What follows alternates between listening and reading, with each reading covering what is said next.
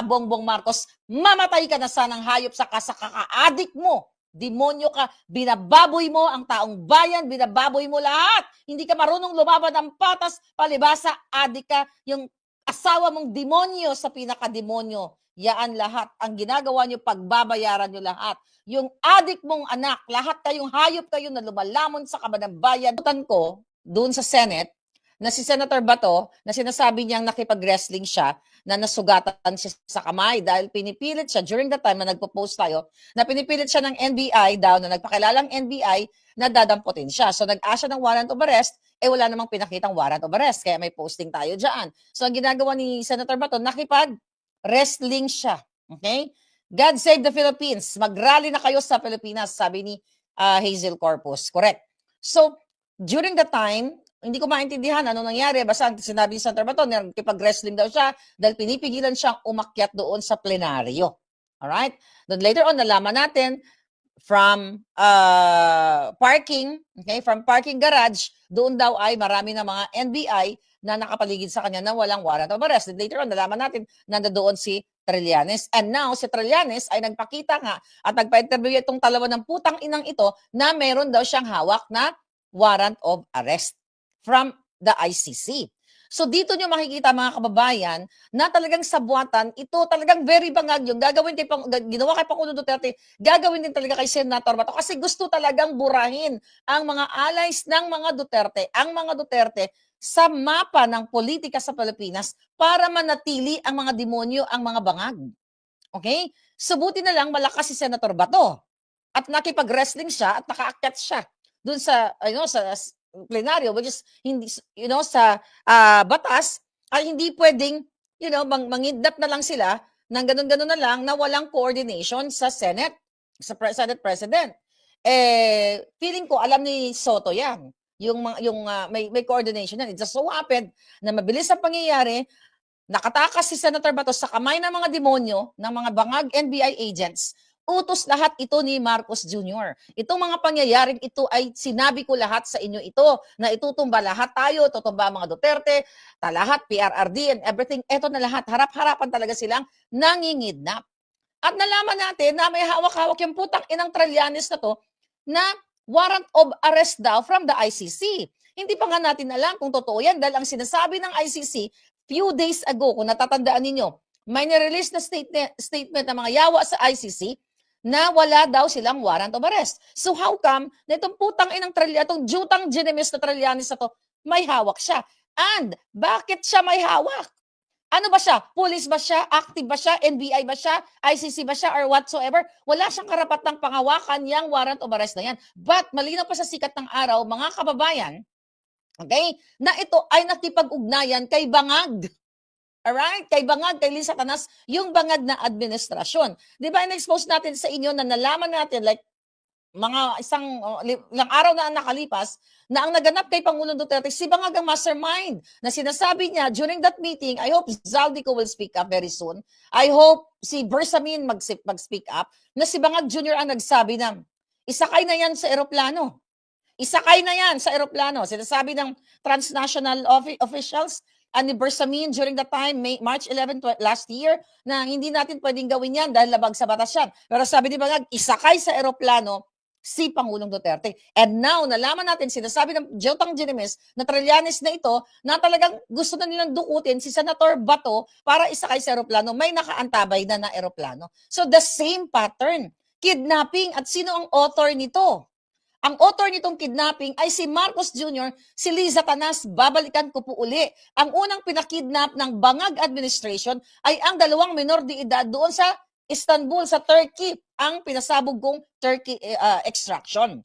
And now, ano mangyayari ngayon? So nakikita ko dito, talagang talamak, binababoy na talaga ang Pilipinas. Wala nang batas. Ilang beses na pinaliwanag ng mga magagaling na abogado, katulad ni Harry Roque, katulad nila Attorney Torion, na hindi mo pwedeng isuko ang isang Pilipino sa banyaga na hindi mo dinadaan sa ating local court, sa Korte Suprema. Pero bakit pa rin nangyayari ito? Dahil mga bangag nga ang presidente ninyo, ang nagpapatakbo ng bayan. Dahil sila ay hayop sa kahayop-hayupan, wala na silang pakialam. Kung kaya ni Lisa Tanas Marcos, ni Marcos Jr., na magpakidnap ng 2 minor age, Sa Turkey, noong 2022, pagkaupo pa lang nila, kaya nilang magpakidnap sa katauhan ni PRRD at sa katauhan ni Senator Bato at kung sino pa.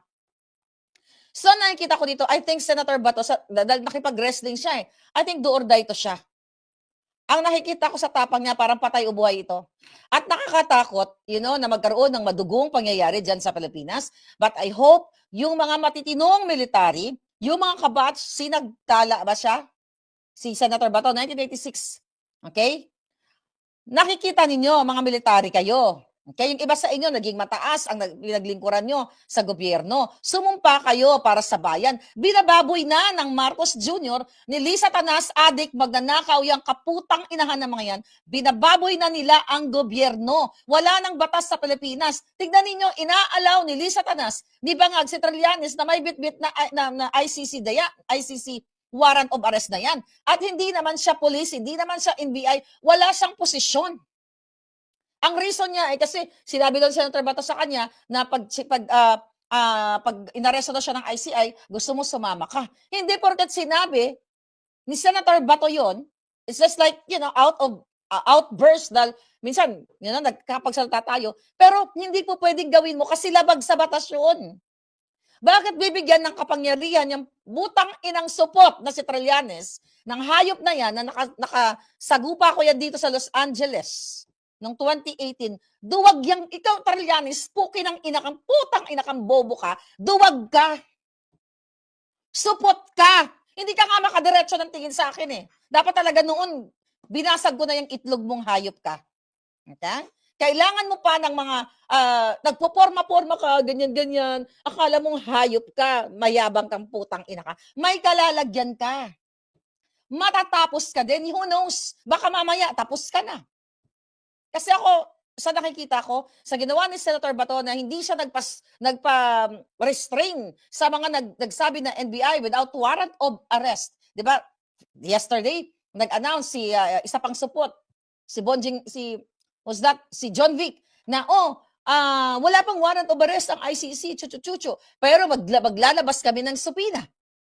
Di ba? Ang sabi niya, ngayon, lahat ito magkakasabwat. Dahil yung mga Remulla na yan, magkapatid na yan, nakipagsabwatan sila nung kinidnap nila si PRRD. So ang gagawin nila, kay Senator Bato, kikidnapin nila dahil may nakaantabi na ng eroplano. Kanino naman kaya eroplano ang inantay nila? Kaya ako naman, sa assessment ko, sa ginawa ni Senator Bato kanina, nagsugat-sugat siya yung kamay niya dun sa parking dahil nagpupumiglas siya dahil ayaw siyang paakyatin sa plenaryo. I think I'm afraid na magkaroon ng madugong labanan. Kasi kung ako siguro, nakikidnapin ako, it's either ikaw o ako. You know what I mean? Alam kong kikidnapin ako, wala akong kalaban-laban. Isakay ako sa eroplano, bago mo ako maisakay sa eroplano, it's either ikaw ang tatapusin ko o ako ang matatapos. Ganun lang yun. It just so happens si PRRD ay senior, old age, frail, mahina na, kaya hindi nakalaban si PRRD sa kanila. You know what I mean? At nakita ni PRRD yung struggle ni Miss Hanelet, ni Kitty during the time ng mga lawyers ng panggigipit. Kaya si PRRD nagpaubaya na lang. Wala siyang energy. Hindi siya katulad ni Senator Bato. Ako ang nakikita ko dito, baka ito ang maging hudyat, whether good or bad. Baka matapos na si Bangag. Kasi, syempre, yung mga military na mga kasama ni Senator Bato na naglingkod sa bayan in the past, nakikita nyo naman yan, mga sir, mga ma'am. Papayagan nyo na lang ba na broad daylight na sa pamamagitan ni Trillanes na dati ring militaring ulol, na pinaka-bitter, pinaka-gago sa lahat ng gago sa mundong ito, kasama na si Bangag, ay gagamitin ang pang-aabuso sa kapangyarihan ng batas na mag-aaktong taga-ICC at siya ang may bitbit. Kaya yung mga putang inang sa ICC, dapat managot talaga sila dahil sila ay nakipagsabwatan kay Marcos Jr. para kidnapin si Bangag. Ito, may post pa na si Attorney Torion, abogado, isa sa mga abogado ni Senator Bato.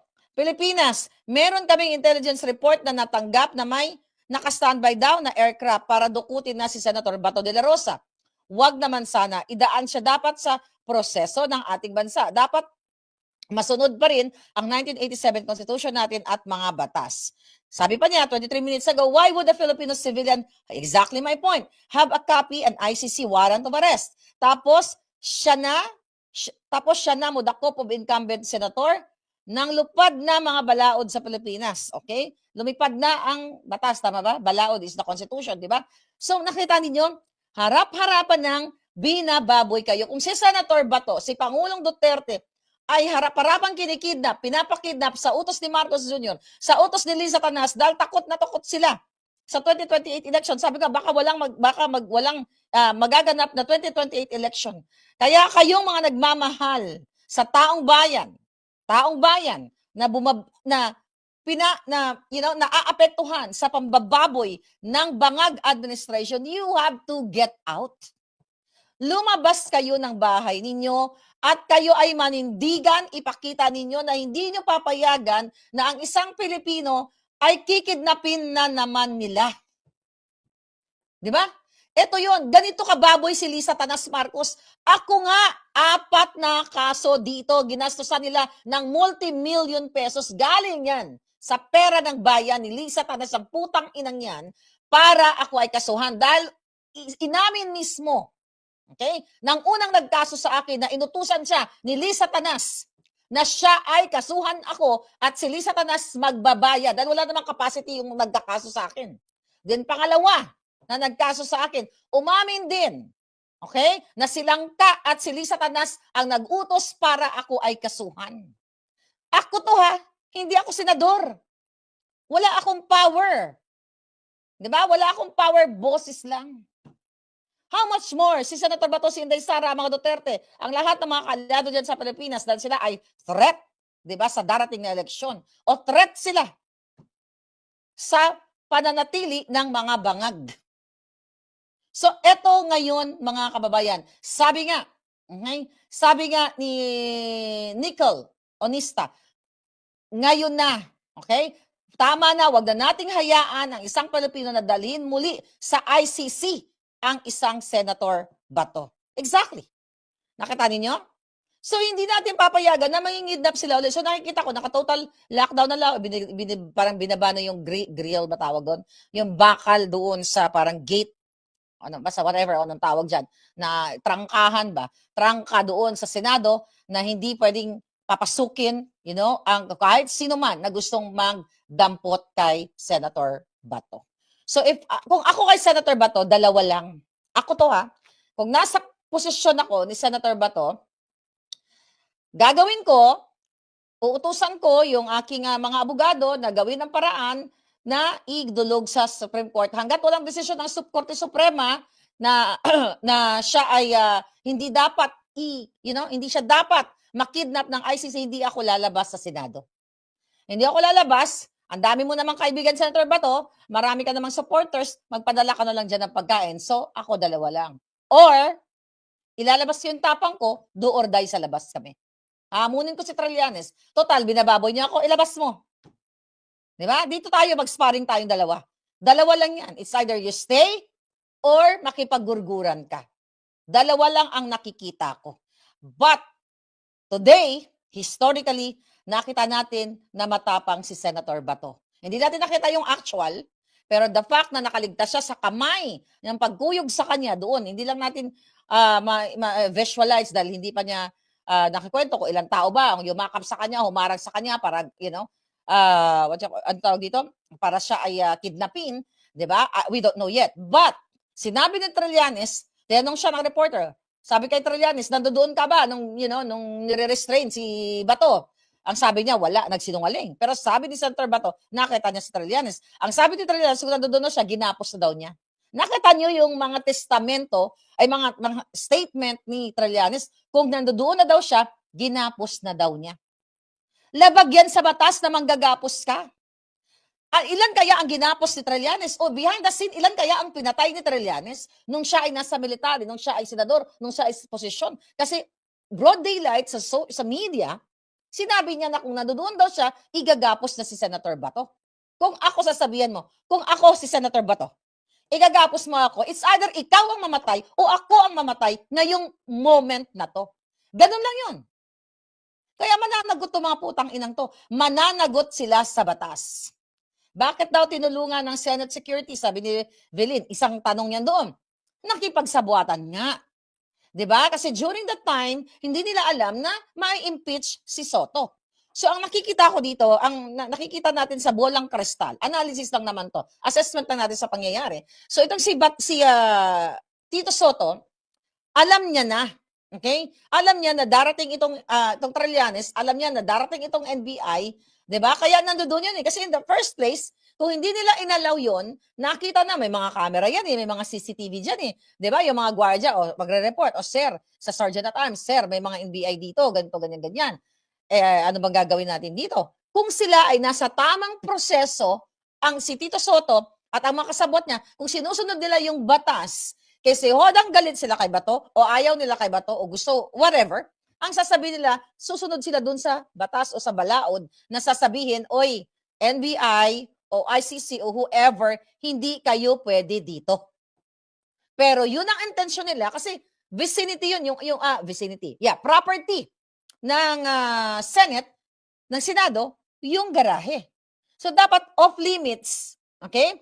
Off limits yan off limits kasi yung mga bangag, NBI bangag agents o bangag NBI agents, off limits sila diyan. So ang nakikita natin, nakipagsabuatan yung Sergeant at Arms na makapasok. Kaya nga sabi ni Senador Bato, "Sir," sabi niya, si Soto yung ina-address niya o si Cayetano na ba yun, na kung ako ang Sergeant at Arms at ikaw ay gusto nilang kunyari dukutin or saktan or something, hindi ko papayagan na sila ay mapasok ka dito. O mapasok ka or masaktan ka or ay poprotektahan kita.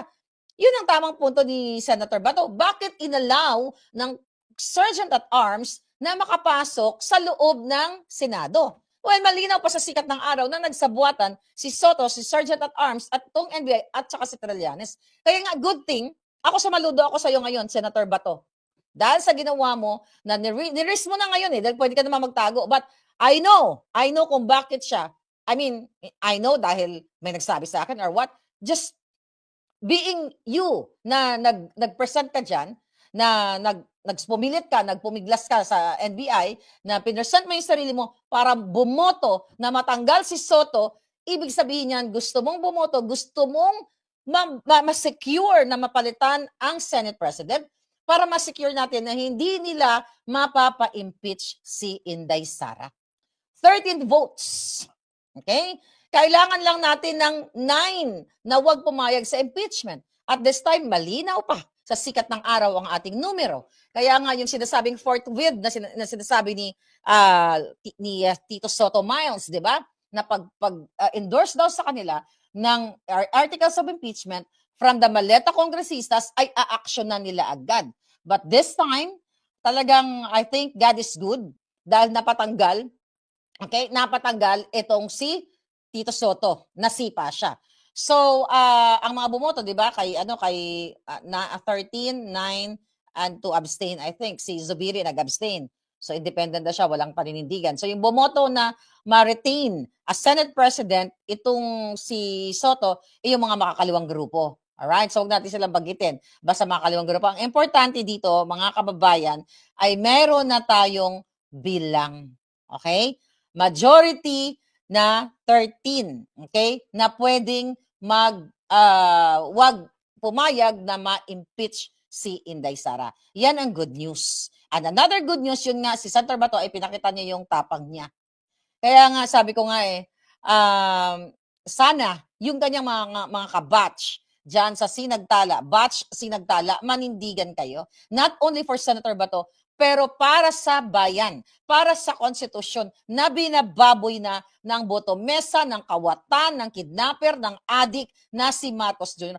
Putang ina ka, Bongbong Marcos, mamatay ka na sanang hayop sa kaka-adik mo. Demonyo ka, binababoy mo ang taong bayan, binababoy mo lahat. Hindi ka marunong lumaban ng patas, palibasa, adik ka, yung asawa mong demonyo sa pinakademonyo. Yaan lahat. Ang ginagawa nyo, pagbabayaran nyo lahat. Yung adik mong anak, lahat kayong hayop kayo na lumalamon sa kaban ng bayan, may kalalagyan kayo, pagbabayaran nyo lahat sa kahit anong paraan, yung pambababoy nyo sa Pilipino, pambababoy nyo, pagnanakaw ninyo, gutom ang bayan, panggigipit nyo sa vloggers, panggigipit nyo sa mga nagsusuporta sa mga Duterte, panggigipit nyo sa akin, panggigipit nyo kay Harry Roque, panggigipit nyo lahat sa aming hayop kayo. Magbabayad kayong lahat.